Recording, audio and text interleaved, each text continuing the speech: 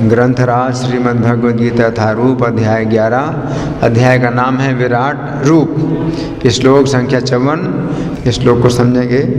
भगवान कह रहे हैं भक्त्या तु अनन्या। तो भगवान कहते हैं भक्त्या तु अनन्या। तू का मतलब लेकिन। तो पिछले श्लोक में भगवान ने 4 विधियों में ना ना ना ना शब्द का प्रयोग किया था। नहीं नहीं नहीं, है ना। किसके लिए नहीं? कि मुझे कोई नहीं दर्शन कर सकता है। इन 4 विधियों के द्वारा मेरा कोई दर्शन नहीं कर सकता है। ना वेदों के द्वारा, ना तपस्या के द्वारा, ना दान के द्वारा, ना पूजन के द्वारा, है दर्शन नहीं कर सकता। नहीं नहीं नहीं, 4 विधियों में भगवान ने ना ना ना ना, है इसका मतलब प्रयोग किया, ना शब्द का प्रयोग किया। लेकिन अब भगवान कह रहे हैं तू लेकिन, हाँ लेकिन किस विधि के द्वारा कोई दर्शन कर सकता है? अनन्य भक्ति के द्वारा, अनन्य भक्ति के द्वारा। तू तो इसलिए किंतु भगवान ने कहा। पिछले श्लोक में भगवान ने जो बात कही थी तो उससे आप दूसरी बात बोल रहे हैं किंतु, इसलिए किंतु शब्द का प्रयोग कर रहे हैं। किंतु, है ना, अनन्य भक्ति के द्वारा कोई देख सकता है मुझको। अहम एवं विधो अर्जुन, इस प्रकार से कोई व्यक्ति अनन्य भक्ति के द्वारा ज्ञातुम द्रष्टुम च तत्वेन प्रवेष्टुम चा परंतप। 3 बातें संभव हैं। मुझे इस प्रकार से जाना जा सकता है, मुझे देखा जा सकता है और मेरी लीलाओं में प्रवेश किया जा सकता है। केवल देखने वाली बात ही नहीं है, बल्कि जानना भी, देखना भी और प्रवेश करना भी, है ना। अब हम सुनेंगे प्रभुपाद जी तात्पर्य में क्या लिखते हैं। शिला प्रभुपाद की। कृष्ण को केवल अनन्य भक्ति योग द्वारा समझा जा सकता है। इस श्लोक में वे इसे स्पष्टतया कहते हैं, जिससे ऐसे अनधिकारी टीकाकार जो भगवत गीता को केवल कल्पना के द्वारा समझना चाहते हैं, ये जान सकें कि वे समय का अपव्यय कर रहे हैं। अनधिकारी टीकाकार, प्रभुपाद लिखते हैं अनधिकारी टीकाकार, गीता के टीकाकार। गीता की टीका करने वाले बहुत से लोग हैं जिनको गीता की टीका करने का अधिकार नहीं है। इसलिए प्रभुपाद उनके बारे में कहते हैं अनधिकारी टीकाकार। गीता की टीका कर रहे हैं, उनको गीता की टीका करने का अधिकार नहीं है, क्योंकि उनको गीता का संदेश कृष्ण की शिष्य परंपरा के द्वारा नहीं प्राप्त हुआ है, और फिर भी टीका करते हैं, है ना। तो प्रभुपाद क्या लिखते हैं कि अनन्य भक्ति के द्वारा ही समझा जा सकता है। तो गीता की टीका करते हैं लेकिन भक्ति को महत्व नहीं देते। अगर गीता की टीका कोई करे और भक्ति को महत्व ना दे, हैं, तो उसको गीता की टीका करने का अधिकार ही नहीं है। कि गीता में तो भगवान अनन्य भक्ति की ही विधि से बता रहे हैं कि कोई उनको देख सकता है, जान सकता है या उनकी लीला में प्रवेश कर सकता है। और गीता के टीकाकार भक्ति को महत्व ना दें, उनको क्या अधिकार है गीता की टीका करने का?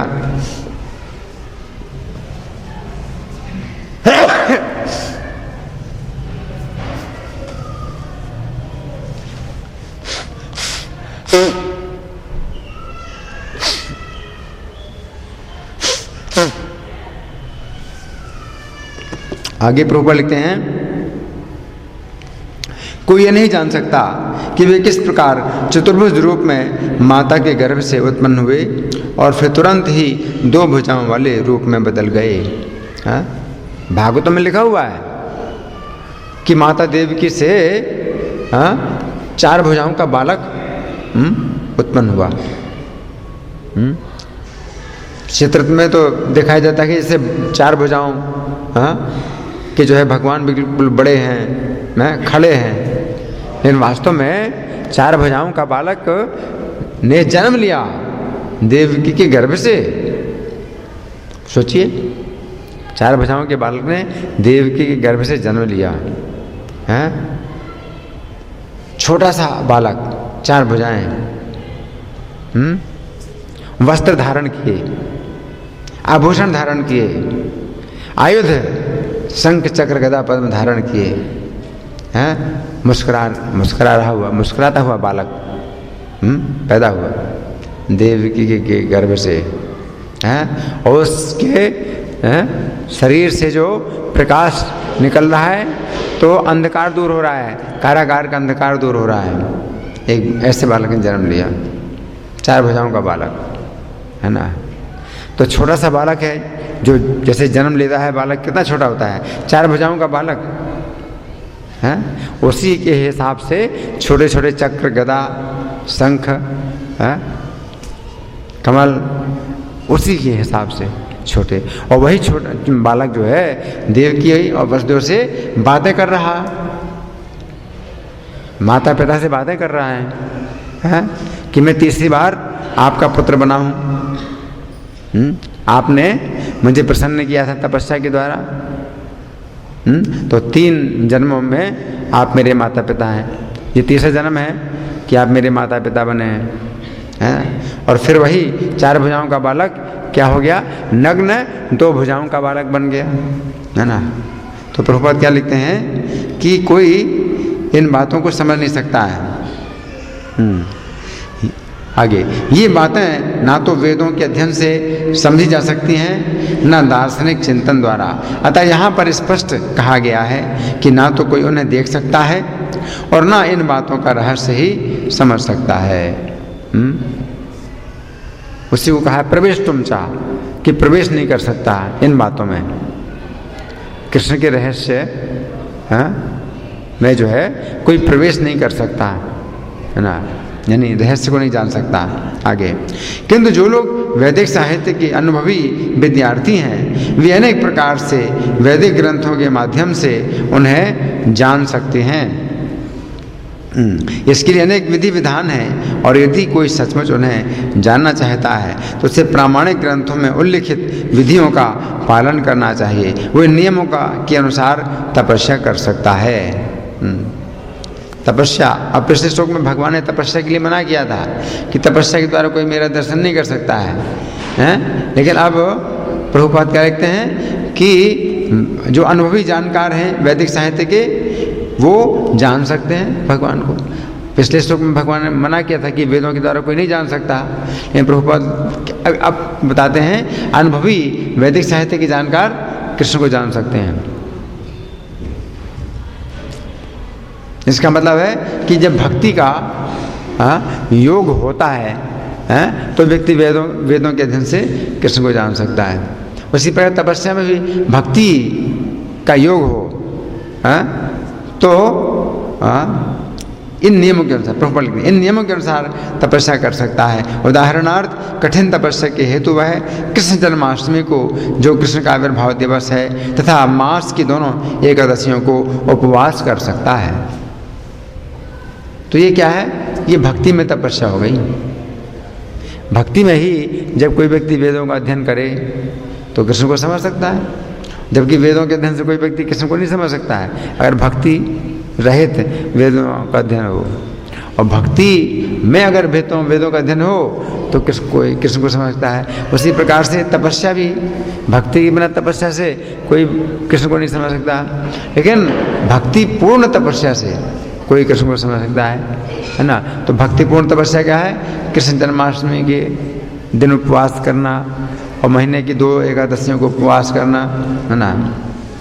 आगे, जहाँ तक दान का संबंध है, अब पिछले श्लोक में भगवान ने दान की बात भी कही थी कि दान के द्वारा कोई व्यक्ति कृष्ण को नहीं समझ सकता है। तो भक्ति रहित दान के द्वारा कृष्ण को कोई नहीं समझ सकता है। लेकिन अब प्रभुपाद लिखते हैं जहाँ तक दान का संबंध है, ये बात साफ है कि उन कृष्ण भक्तों को ये दान दिया जाए जो संसार भर में कृष्ण दर्शन को या कृष्ण भावनामृत को फैलाने में लगे हुए हैं। अब ये दान कैसा हो गया, भक्ति युक्त दान हो गया, तो कृष्ण को समझा जा सकता है ना।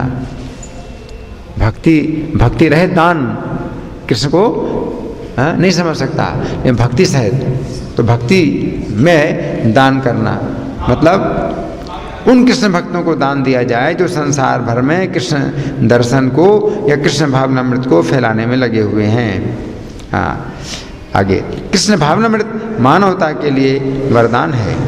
रूप गोस्वामी ने भगवान चैतन्य की प्रशंसा परम दानवीर के रूप में की है, क्योंकि उन्होंने कृष्ण प्रेम का मुक्त रीति से वितरण किया, जिसे प्राप्त कर पाना बहुत कठिन है। तो ये बहुत बड़ा दान है। क्या दान? कृष्ण भावनामृत का दान करना।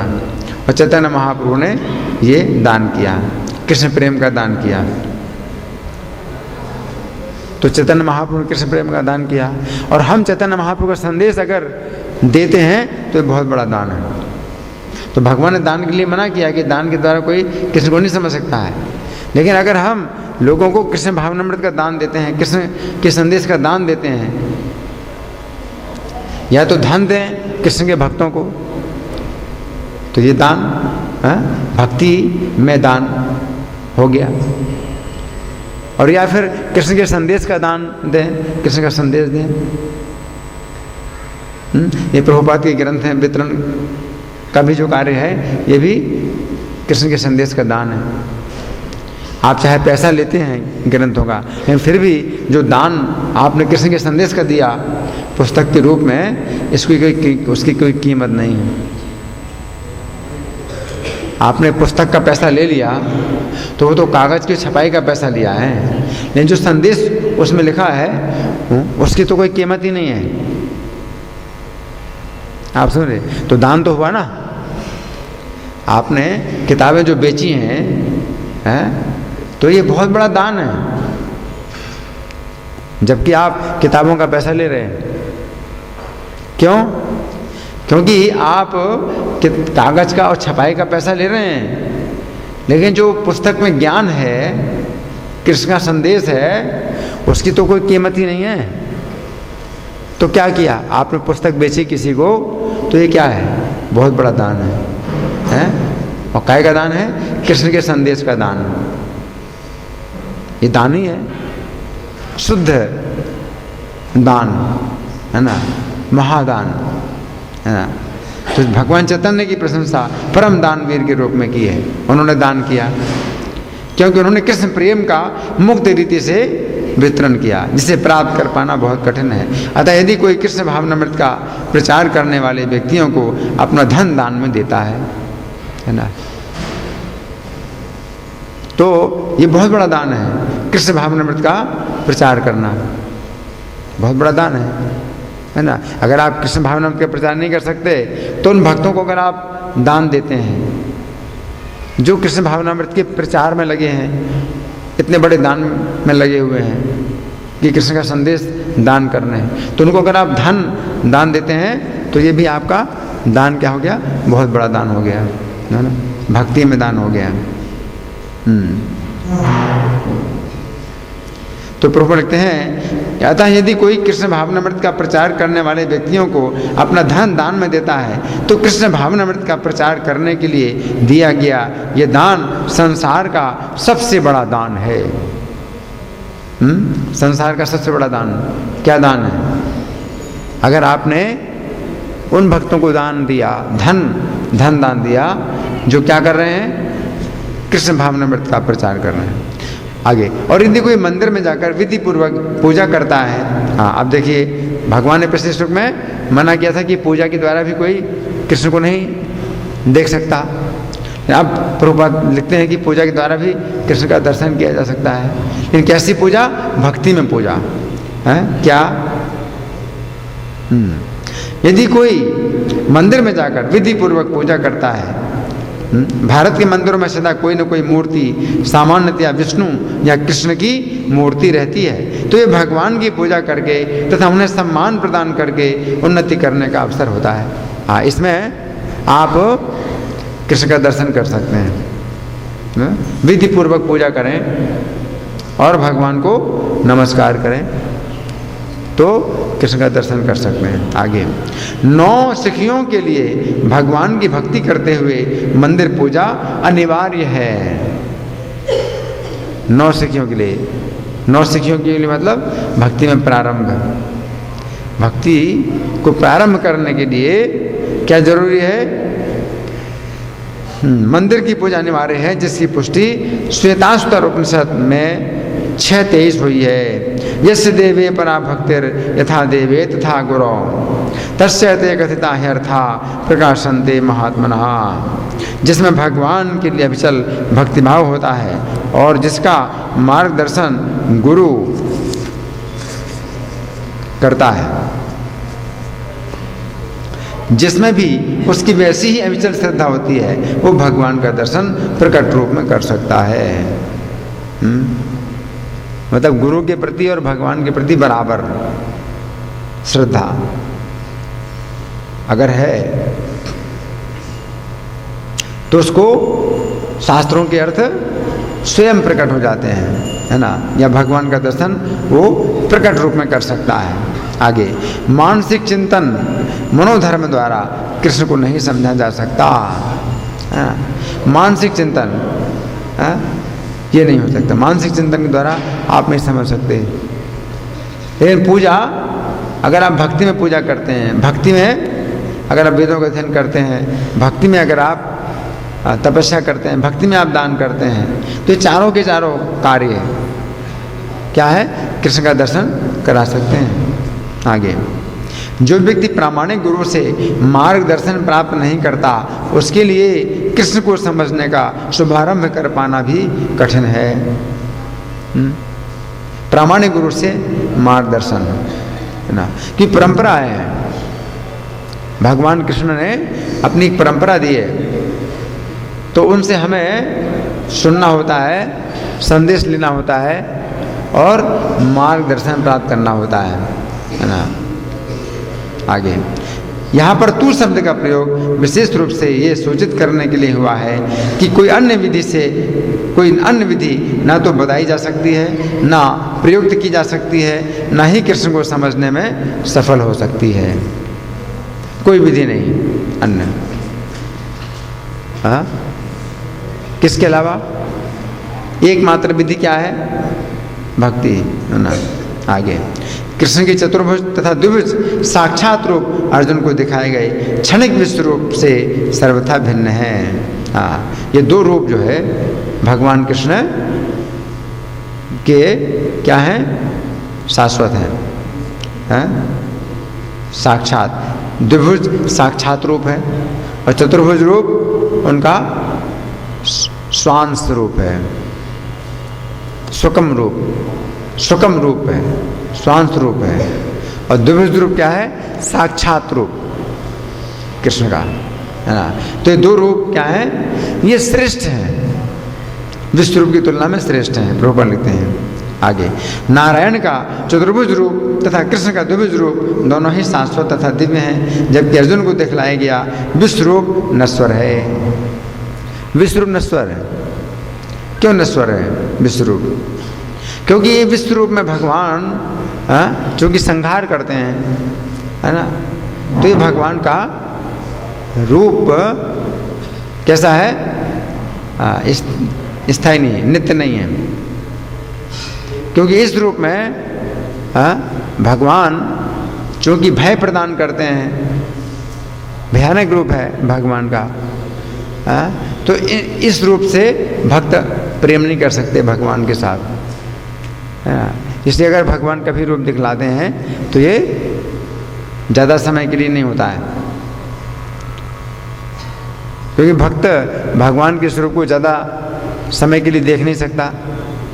इसलिए प्रभुपाद लिखते हैं कि नश्वर है, इसलिए, है ना। आगे प्रभुपाद लिखते हैं, सुदूरदर्शन शब्द का अर्थ ही है देख पाने में कठिन, जिससे पता चलता है कि इस विश्व रूप को किसी ने नहीं देखा था। इससे ये भी पता चलता है कि भक्तों को इस रूप को दिखाने की आवश्यकता भी नहीं थी। इस रूप को कृष्ण ने अर्जुन की प्रार्थना पर दिखाया था, जिससे भविष्य में यदि कोई अपने को भगवान का अवतार कहे तो लोग उससे कह सकें कि तुम अपना विश्व रूप दिखलाओ। तो प्रभुपाद बहुत अच्छा यहाँ पर जो बात बता रहे हैं कि भगवान ने जो अपना विश्व रूप दिखलाया, ये कोई इसलिए नहीं दिखाया कि इस रूप में हमेशा अर्जुन भगवान का दर्शन कर रहे हैं, अर्जुन भगवान को इस रूप में हमेशा समझें, इसलिए नहीं। किसी दिखलाया कि आगे चलकर बहुत से मूर्ख होंगे जो अपने को क्या कहेंगे कि हम भी भगवान हैं। जैसे कृष्ण भगवान है वैसे मैं भी भगवान हूँ। क्या अंतर पड़ता है? कृष्ण ने गीता का उपदेश दिया, मैं भी गीता का उपदेश करता हूँ, क्या अंतर पड़ता है ना? तो अंतर क्या है कि कृष्ण ने अपना विश्व रूप दिखलाया, आप दिखलाइए, है ना? तब पता चलेगा कि अंतर क्या है। कृष्ण ने अपने को भगवान कहा, आप भी अपने को भगवान कहते हैं। तो कृष्ण ने अपना विश्व रूप दिखलाया, आप भी दिखलाइए अपना विश्व रूप, है ना? और कृष्ण के विश्व रूप में क्या है? संपूर्ण सृष्टि है, और जो चाहो वो देख लो, और भूत भविष्य वर्तमान भी देख सकते हो, हर चीज देख सकते हो, है ना? आप अपने विश्व रूप में दिखलाइए। अगर हम देखना चाहें कि 10 जन्म पहले मैं कौन था, मैं किस शरीर में था, या ये कोई भी किसी के बारे में अगर जानना चाहें कि 10 जन्म पहले ये प्रभु जी किस शरीर में थे, तो क्या दिखा सकते आप?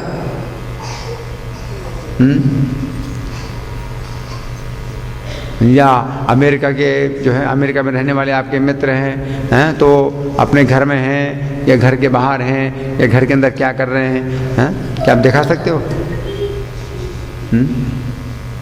आप नहीं दिखा सकते, है ना? तो अपने को भगवान कहने के लिए तैयार हैं, लेकिन कुछ भी नहीं दिखा सकते ना। तो यहाँ प्रभुपाद लिखते हैं आगे, पिछले श्लोक में ना शब्द की पुनरुक्ति सूचित करती है कि मनुष्य को वैदिक ग्रंथों के पांडित्य का गर्व नहीं होना चाहिए। हाँ, ना मतलब वेदों के द्वारा कोई मुझे नहीं जान सकता। तो प्रभुपाद क्या लिखते हैं कि अपने पांडित्य का गर्व नहीं होना चाहिए कि वैदिक ग्रंथों का मुझे बहुत अभ्यास है, मुझे बहुत ज्ञान है, शास्त्रों का मुझे बहुत ज्ञान है। अगर कोई व्यक्ति कृष्ण का भक्त नहीं बनता है तो शास्त्रों का ज्ञान से भी जो है उससे लाभ नहीं है। शास्त्रों के ज्ञान से अगर आपको भक्ति में सहायता मिलती है तब तो शास्त्रों के ज्ञान का कुछ लाभ है। इन शास्त्रों के ज्ञान से अगर आपको भक्ति में कोई सहायता नहीं मिलती तो फिर क्या लाभ है ना? आगे प्रभुपाद लिखते हैं, उसे कृष्ण की भक्ति करनी चाहिए, तभी वह भगवत गीता की टीका लिखने का प्रयास कर सकता है। अगर कृष्ण की भक्ति आप नहीं करते हैं तो भगवत गीता की टीका लिखने का आपको कोई अधिकार नहीं है। आप प्रयास मत करिए, अपराधी होगा। आगे प्रभुपाद लिखते हैं, कृष्ण विश्व रूप से नारायण के चतुर्भुज रूप में और फिर अपने सहज द्विभुज रूप में परिणत होते हैं। इससे यह सूचित होता है कि वैदिक साहित्य में उल्लिखित चतुर्भुज रूप तथा अन्य रूप कृष्ण के आदि द्विभुज रूप से ही उद्भूत हैं। कृष्ण के 2 भुजाओं का जो रूप है यही आदि रूप है। कृष्ण के 2 भुजाओं के रूप से ही 4 भुजाओं का रूप प्रकट होता है और 4 भुजाओं के रूप से विश्व रूप प्रकट होता है। और क्रम भी उसी प्रकार है, विश्व रूप से 4 भुजाओं का रूप बनता है और 4 भुजाओं के रूप से भगवान द्विभुज रूप में आ जाते हैं। हाँ, वे समस्त उद्भवों के उद्गम हैं। कौन? कृष्ण, 2 भुजाओं वाले कृष्ण समस्त उद्भवों के उद्गम हैं, यानी जितने भी रूप हैं कृष्ण के, जितने अवतार हैं सब द्विभुज रूप से होते हैं। आगे, कृष्ण इनसे भी भिन्न है। निर्विशेष रूप की कल्पना का तो कुछ कहना ही नहीं। निर्विशेष रूप अगर कृष्ण से अगर निकलता है तो उसमें कहने की बात ही क्या है? कृष्ण का निर्विशेष रूप है, निराकार रूप, ज्योति अगर कृष्ण के शरीर से निकल रही है तो कहने की बात ही नहीं है। उनके कितने भी अवतार हैं वो सब कृष्ण से ही निकलते हैं। फिर ज्योति निकल रही है तो उसमें क्या बात है?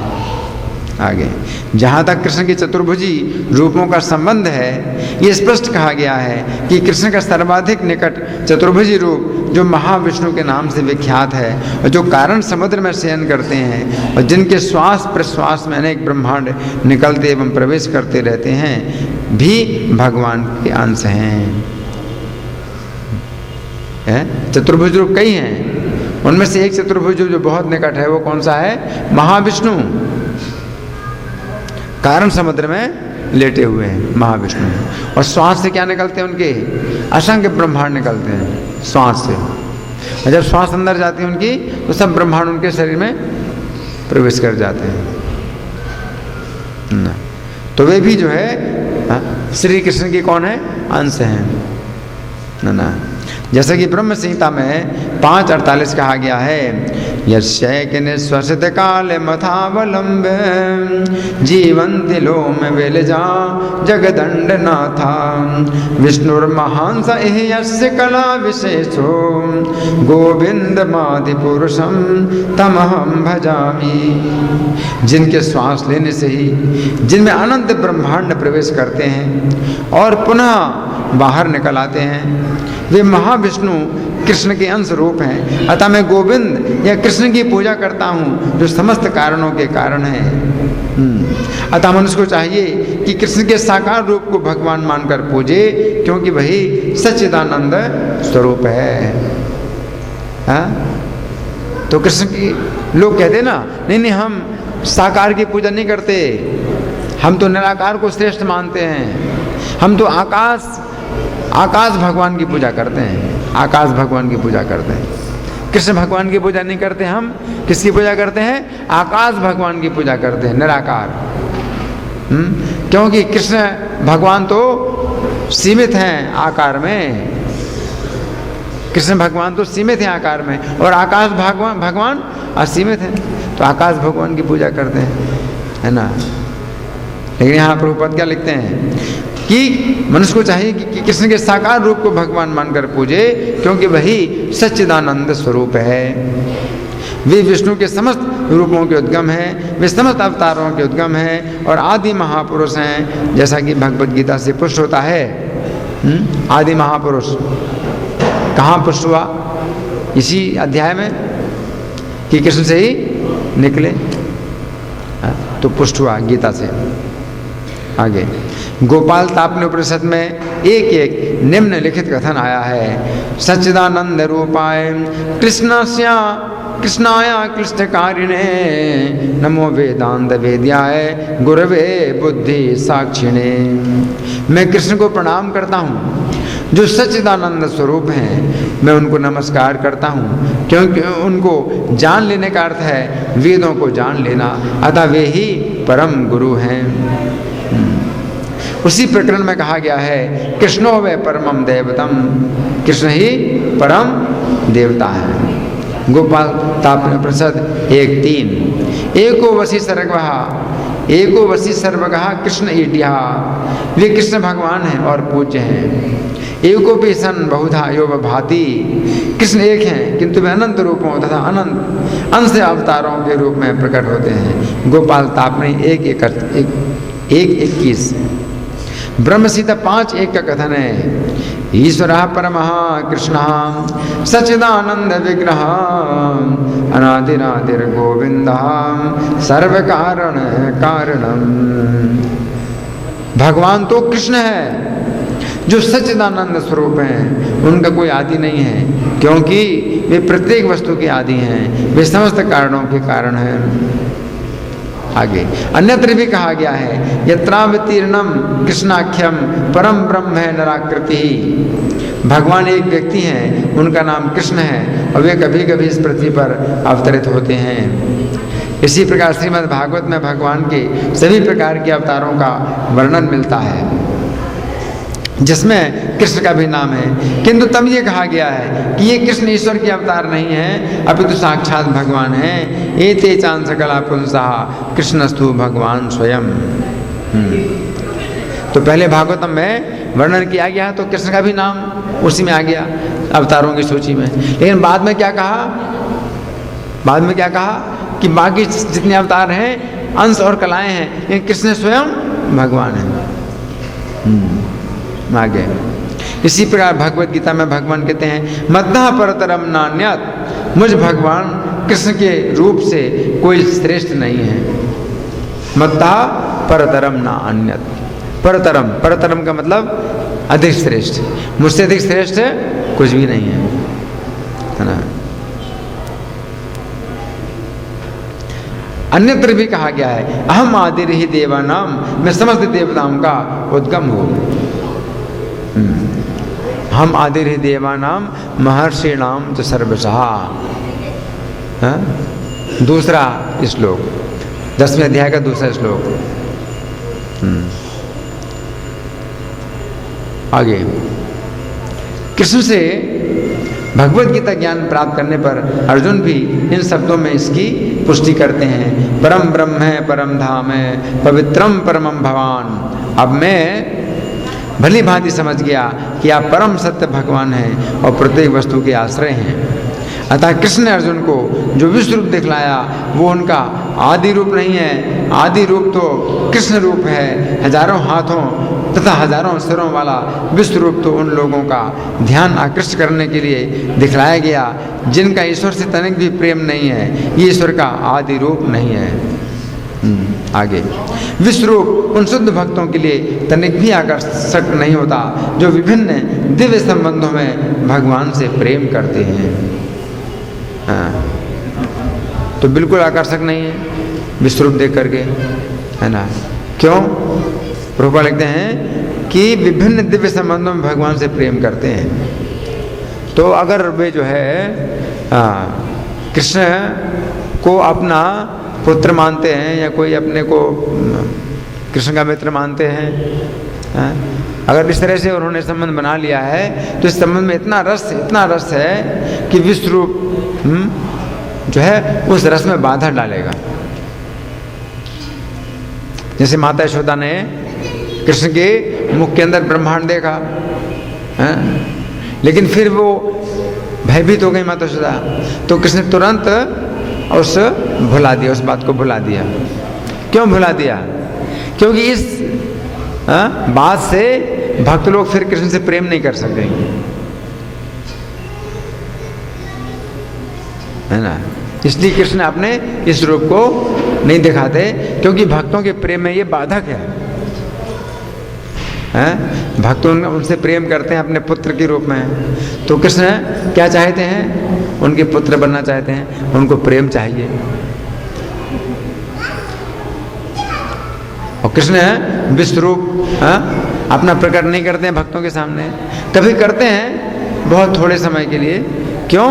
क्योंकि उसमें उनको प्रेम नहीं मिलता भक्तों के द्वारा।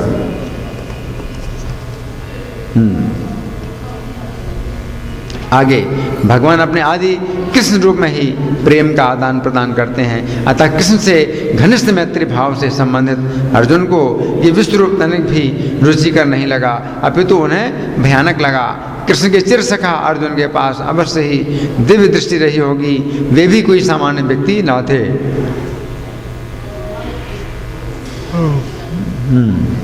इसीलिए वे विश्व रूप से मोहित नहीं हुए। ये रूप उन लोगों को भले ही अलौकिक लगे जो अपने को सकाम कर्मों द्वारा ऊपर उठाना चाहते हैं, किंतु भक्ति में रत व्यक्तियों के लिए तो दो भुजा वाले कृष्ण का रूप ही अत्यंत प्रिय है। तो यहाँ प्रभुपाद का तात्पर्य समाप्त हो गया। ये 3 पेज का तात्पर्य था, बहुत लंबा तात्पर्य था प्रभुपाद का। अब आप लोगों की ओर से कोई प्रश्न है, कोई चर्चा, या मैं प्रश्न करूं? आपका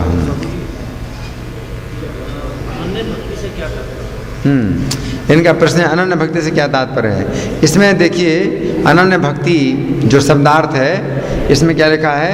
अनन्या सकाम कर्म था ज्ञान से रहित। सकाम कर्म और सकाम ज्ञान से रहित, जिसमें कामना हो। कोई भी कर्म जिसमें कामना होती है, भौतिक कामना होती है, कोई भी ज्ञान जिसमें भौतिक कामना होती है, उससे रहित हो। भौतिक ज्ञान मतलब जो ज्ञान है जिसमें भौतिक कामना हो। मुक्ति की भी कामना भौतिक है, तो मुक्ति भी जो है अगर हम चाहते हैं ज्ञान के द्वारा, अगर हम मुक्ति पाना चाहते हैं, कैसी मुक्ति? कि हम कृष्ण की सेवा से मुक्त हो जाएं, है ना। तो वो जो है भक्ति नहीं कहलाती। वो ज्ञान जो है भक्ति में विरोधी होता है। भक्ति में ये बाधक है। अगर कोई व्यक्ति जो है भक्ति के द्वारा ऐसा ज्ञान पाना चाहता है जिससे कि वो मुक्त हो जाएगा, तो ये ज्ञान क्या है? भक्ति में बाधक है। अनन्य भक्ति का मतलब है कि इसमें सकाम कर्म और सकाम ज्ञान ना हो। अनन्य भक्ति का मतलब है हम केवल कृष्ण की सेवा पाना चाहते हैं। अन्य जो ना हो, ऐसी भक्ति कृष्ण की है जिसके साथ किसी अन्य की भक्ति नहीं होना चाहिए, इसको अनन्य भक्ति कहते हैं। अनन्य भक्ति का मतलब है कि हम केवल कृष्ण की भक्ति करें, उसके साथ साथ ये नहीं कि नहीं इनकी भी भक्ति करना, देश की भक्ति भी करना है, परिवार की भी भक्ति करना है, समाज की भक्ति भी करना है, और मानवता की भक्ति करना है। करते ना लोग, कोई मानवता का भक्त है, कोई समाज का भक्त है, कोई देश का भक्त है। कहते हैं देश भक्ति से बढ़कर कोई धर्म नहीं। अनन्य भक्ति में इस प्रकार की और कोई दूसरी भक्ति नहीं होती है। अनन्य भक्ति में फिर शिव जी की भी भक्ति करना, ब्रह्मा जी की भी भक्ति करना, गणेश जी की भक्ति करना, सूर्य देव की भी भक्ति करना, ये नहीं होता है अनन्य भक्ति में। अनन्य भक्ति में केवल कृष्ण की भक्ति और किसी की भक्ति नहीं, क्योंकि हमारा संबंध एकमात्र कृष्ण के साथ ही है। हमें अब जो है उसी संबंध को जागृत करना है, उसे अनन्य भक्ति कहते हैं। और अगर आप कृष्ण से प्रेम करते हैं तो आप सबसे प्रेम कर सकते हैं, लेकिन कृष्ण को केंद्र बना करके। अनन्य भक्ति। ये प्यन्य देवता भक्ता, कुछ अन्य देवताओं के भक्त होते हैं। यजन्ते श्रद्धान्विता, श्रद्धा पूर्वक पूजन भी करते हैं। ते भी माम एव कौन थे यजन्ते विधि पूर्वकम, तो वे भी मेरी पूजा कर रहे हैं लेकिन अविधि पूर्वक कर रहे हैं।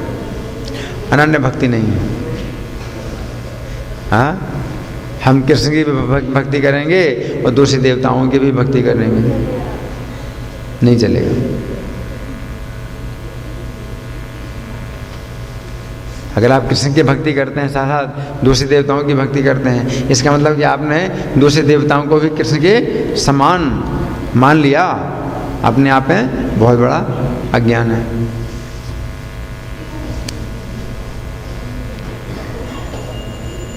कृष्ण कहते हैं ना भी विदु सुरगणा, देवता लोग भी मुझे नहीं जानते।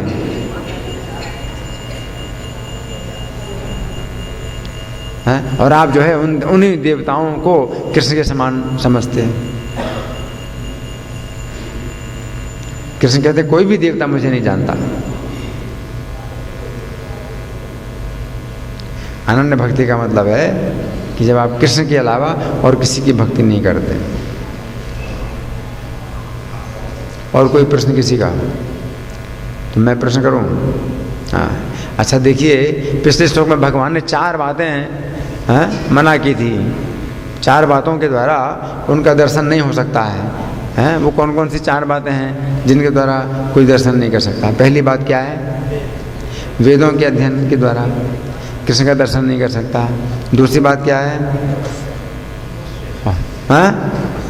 तपस्या, तपस्या के द्वारा कृष्ण का दर्शन नहीं कर सकता। तीसरी बात दान, दान के द्वारा कृष्ण का दर्शन नहीं कर सकता। और चौथा पूजा, पूजा के द्वारा भी कृष्ण का दर्शन नहीं कर सकता, है ना। और फिर भगवान ने आज के श्लोक में कौन सी विधि बतलाई जिसके द्वारा कोई व्यक्ति कृष्ण का दर्शन कर सकता है? अनन्य भक्ति के द्वारा, केवल अनन्य भक्ति के द्वारा दर्शन कर सकता है। और अनन्य भक्ति के अंदर ये 4 कार्य भी किए जा सकते हैं।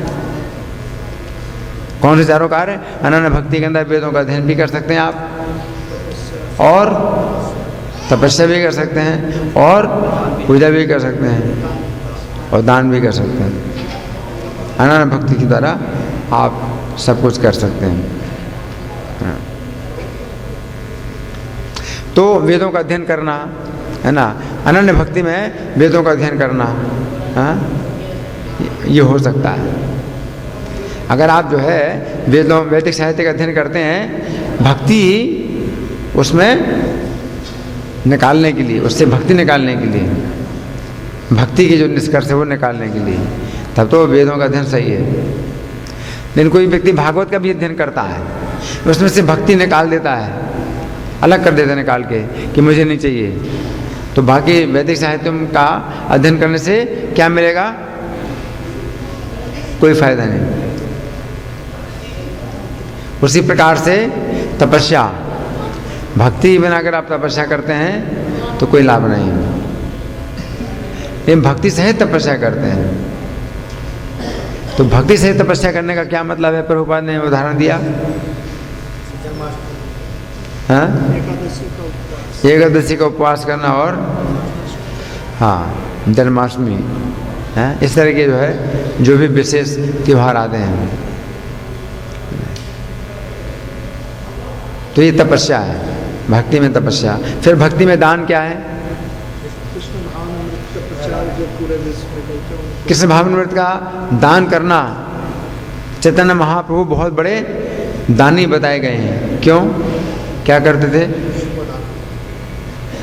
कृष्ण प्रेम प्रदायिनी, कृष्ण प्रेम प्रदान करते हैं चैतन्य महाप्रभु, है ना। तो हम तो कृष्ण प्रेम नहीं प्रदान कर सकते हैं, लेकिन तो अभी बहुत बड़ा दान कर सकते हैं। क्या चीज़ है वो? कृष्ण का संदेश, कृष्ण का संदेश है, और कृष्ण के संदेश में कृष्ण का प्रेम भरा हुआ है। और कृष्ण का संदेश शुद्ध रूप में आप कैसे दान कर सकते हैं? पुस्तकों के रूप में, प्रभुपाद की पुस्तकों के रूप में, तो ये दान हो गया। इसके बाद पूजा, तो भक्ति रहित पूजा से कृष्ण को नहीं देख सकते आप, लेकिन भक्ति के साथ पूजा किया जाए तो फिर कृष्ण का दर्शन किया जा सकता है। उसमें प्रभुपाद ने क्या समझाया है? कैसी पूजा होगी? विधि पूर्वक पूजा करें कृष्ण की। कृष्ण को नमस्कार करना है, प्रणाम करना है कृष्ण को, तो कृष्ण का दर्शन किया जा सकता है ना। तो भगवान ने आज के श्लोक में अनन्य भक्ति के द्वारा कितनी बातें बतलाई हैं कि जो व्यक्ति कर सकता है। 4 कौन कौन सी? पहली बात,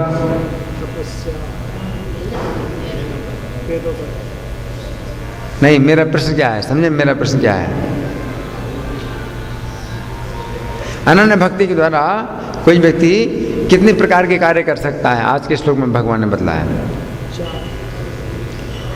आज के श्लोक में अनन्य भक्ति के द्वारा कितने प्रकार के कार्य कर सकता है, मतलब जो प्राप्त कर सकता है।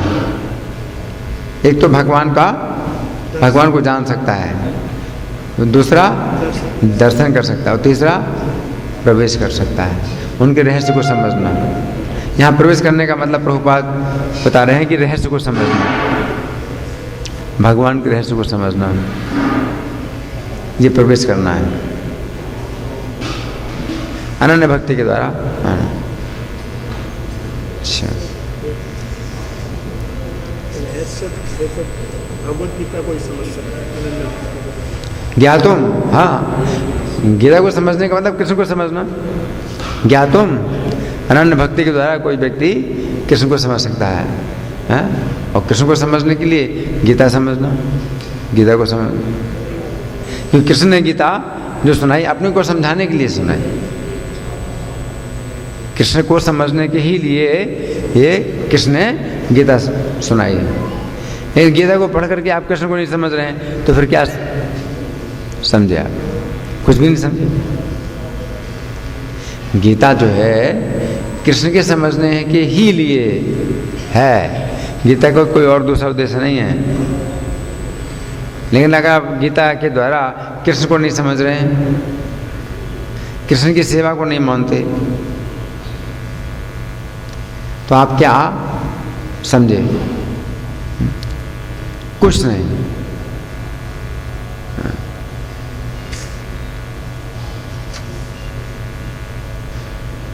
आज का प्रवचन, सुबह का प्रवचन भी यही था, भागवत समझने का मतलब भगवान को समझना। हाँ, जो बता रहे हैं, सवेरे प्रभुपाद का प्रवचन था तो उसमें था कि भागवत को समझने का मतलब है भगवान को समझना। श्रीमद् भागवत गीता, भागवत गीता, श्रीमद् भगवत गीता और श्रीमद् भागवत, ये 2 ग्रंथ ऐसे हैं जो भगवान को समझने के लिए।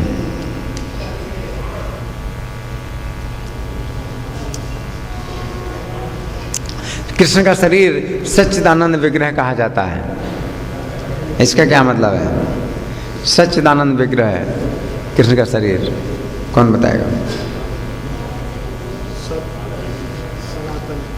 सच्चित आनंद, 3 चीजें हैं। सत्य का मतलब सनातन, और चित का मतलब ज्ञान, और आनंद सब प्रकार के रस। तो सच्चिदानंद, कृष्ण का जो शरीर है वो सच्चिदानंद है। अब कोई कहता है कि नहीं हम तो कृष्ण के रूप को ज़्यादा महत्व नहीं मानते, महत्वपूर्ण नहीं मानते क्योंकि सीमित है रूप, और आकाश को हम ज़्यादा महत्व देते हैं क्योंकि वह सीमित है। तो क्या उत्तर है आपका? कौन बताएगा? कोई कहता है कि कृष्ण का रूप तो सीमित है, तो हम कृष्ण को क्यों श्रेष्ठ माने? आकाश को हम श्रेष्ठ मानते हैं, आकाश असीमित है। तो आपका क्या उत्तर है?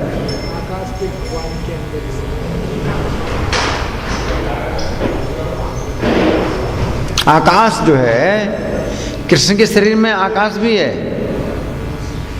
संपूर्ण आकाश। माता यशोदा ने कृष्ण के मुख के अंदर क्या देखा? संपूर्ण आकाश कृष्ण के मुख के अंदर देखा।